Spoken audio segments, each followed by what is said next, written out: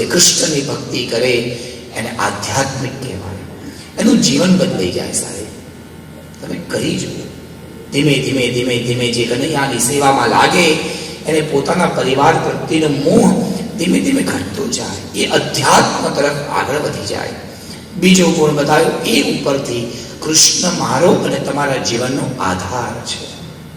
એના વગર જીવન નથી. સાહેબ આપણને એવું લાગે કે હું આમ કરું છું, જે દિવસે એને આધાર આમ ખસેડી લીધો ને આપણું આખું ભવન સરળ કરતું તૂટી જાય, ખબર જ ન પડે. એ બધાનો આધાર એ છે તો છે. માફ કરજો અને તમારા બાળકોને સમજાવજો આ વાત. પૈસો, સગવડતા મહેનત કરવાથી નથી મળતું. જો મહેનત કરવાથી મળતું હોય તો આ દુનિયામાં મારા ને તમારા જેવા કેટલા લોકો મહેનત કરે છે. પીએચડી કરી લેવાથી, બહુ ભણી લેવાથી કંઈ નથી મળતું. સાહેબ ભણેલા બહુ પડ્યા છે આ દુનિયામાં. સફળતા એ જ પામે છે જેને પ્રભુ આધાર આપે છે, પ્રભુને આંગળી આપે છે. ઈશ્વર આંગળી આપે તો એ આંગળી પકડીને વ્યક્તિ આગળ વધી જાય. એને આધાર કહેવાય. એ આધાર કેવી રીતે પામવો, કેવી રીતે સ્વીકારવો એ આપણે સમજીશું. કૃષ્ણમાં અભયતા છે. કૃષ્ણ ક્યારેય કોઈનાથી ડર્યા નથી. ડર નથી લાગતો કનૈયાને. અજાત શત્રુ છે. બધાને એવું લાગે કે કનૈયો મારો દુશ્મન છે, પણ આજ સુધી એક પણ વ્યક્તિ એ કનૈયાનો દુશ્મન નથી. કનૈયાએ બધાને પોતાના મિત્ર બનાવ્યા છે. અને છેલ્લું એ હજી બે ગુણ. એક ગુણ એની એકલતા, કૃષ્ણ એકલા છે. અને છેલ્લો એક ગુણ જે બહુ અદ્ભુત છે અને એ ગુણ છે આકર્ષણ. કૃષ્ણમાં એક ગજબનું આકર્ષણ છે. હવે આકર્ષણ શું છે, કયું છે, એ મારા ને તમારા કહેવાથી નહીં આવે, પણ એ કનૈયો બધાને ખેંચે છે પોતાના પ્રત્યે. એક વાત કહું, બે મંદિર એવા છે કનૈયાના દુનિયામાં. એ જગ્યાએ જઈને તમે તમારું બધું જ ભૂલી જાઓ, મગજ બંધ થઈ જાય. બે મંદિર એવા. અમારું એક મંદિર છે દ્વારકા, જ્યાં 52 ગજની ધજા લહેરાય. અનુભવ કરજો સાહેબ. અમેરિકાથી દ્વારકા દર્શન કરવા જયારે જાઓ ત્યારે 5-10 લોકો ગોખી લેજો, યાદ કરી લેજો કે મારે મંદિરમાં જઈ વિષ્ણુ સહસ્ત્ર બોલવું છે, મારે આ શ્લોક બોલવો છે, મારે આ પાઠ કરવો છે. સાહેબ લખીને આપું. તમે જે દિવસે દ્વારકા દર્શન કરવા જશો અને આમ પેલી લાઈનમાં ઉભા તમે જ્યાં દ્વારકાધીશની આગળ ઉભા રહેશો, એનો સુંદર શૃંગાર જોશો, તમને એક પણ શ્લોક યાદ નહીં આવે.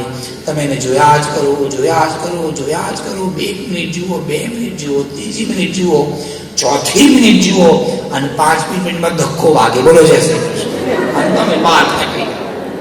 પણ એ જે 4 મિનિટનું જે આકર્ષણ છે ને એ અદ્ભુત છે. તમે બધું જ ભૂલી જાઓ એક ક્ષણ માટે. એ 4 મિનિટ, 2 મિનિટ, 1 મિનિટ એવી હોય કે જ્યારે આ મનમાં એક વિચાર ના આવે.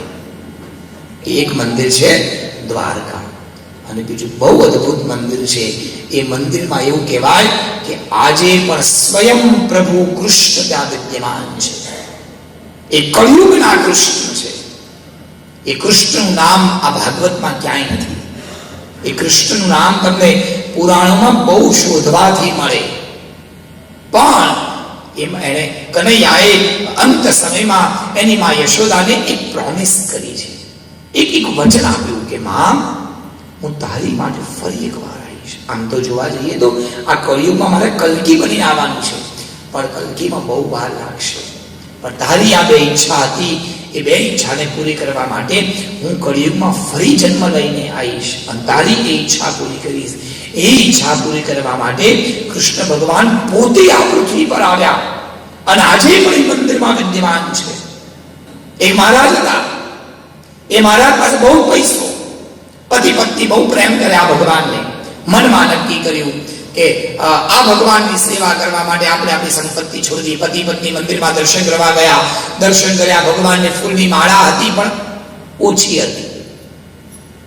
ભગવાનનો શૃંગાર ફૂલની માળા વગર કેમ, એવું વિચાર કરી મા બાપે નક્કી કર્યું કે આપણે આ બધી સંપત્તિ વેચી દઈએ અને મંદિરની બાજુમાં એક બગીચો બનાવીએ અને એ બગીચામાં આપણે જાતે ફૂલ ઉગાડવાના, જાતે પાણી છાંટવાનું, જાતે ફૂલ તોડવાના, જાતે માળા બનાવવાની અને ભગવાન ધરાવવાના.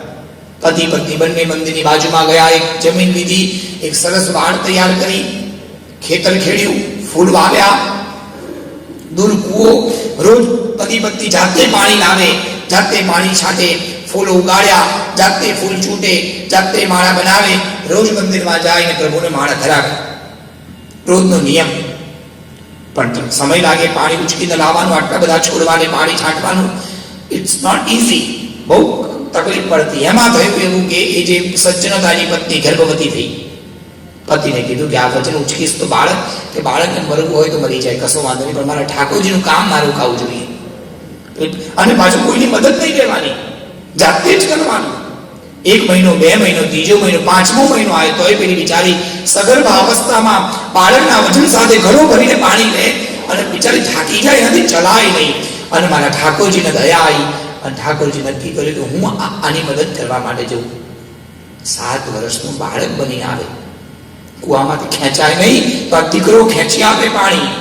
અને આ બેન ના પાડે કે ભાઈ તું જતો રે, મારા પતિને ખબર પડશે, તેનું મગજ ઠેકાણે છે નહીં, એ તને ભલું પૂરું કહેશે નહીં, તને મારશે. તો કે તારું આશ્રમ નજીક આવે તો હું જતો રહીશ. પોતે ઘડો ઉપાડે, અડધે આશ્રમ સુધી લાવે ને પછી ઘડો આપી જતો રહે. 1 દિવસ, 2 દિવસ, 3 દિવસ, 5મા દિવસે પેલા મહારાજ જોઈ ગયા, ખખડાયો બરાબર, બુદ્ધિ નથી, ના પાડી તને તોય તું આયા કરે છે. 1 વાર ખખડાયો, બીજી વાર ખખડાયો, ત્રીજી વાર ખખડાયો, તોય પેલો રોજ આવે ને મદદ કરે. અને બાપુને આવ્યો ગુસ્સો, એક પથ્થર લીધો અને જોરથી છોકરાને પથ્થર માર્યો. જ્યાં પથ્થર છૂટો માર્યો, દાઢી પર પથ્થર વાગ્યો, ધડ ધડ ધડ ધડ લોહી નીકળે. છોકરો ત્યાંથી ભાગી ગયો. અને બામણા ભાઈ એમના ઘરમાં ખૂબ ખખડાયા, ખબરદાર આ છોકરાને તેમ મદદ લીધી છે, તારાથી ના થાય તો તારા પિતાના ઘેર છે તે હું જાતે કરીશ. હશે બાપા, હવે નહીં કરું, તમે ગુસ્સો ના કરો, હવે નહીં લઉં મદદ.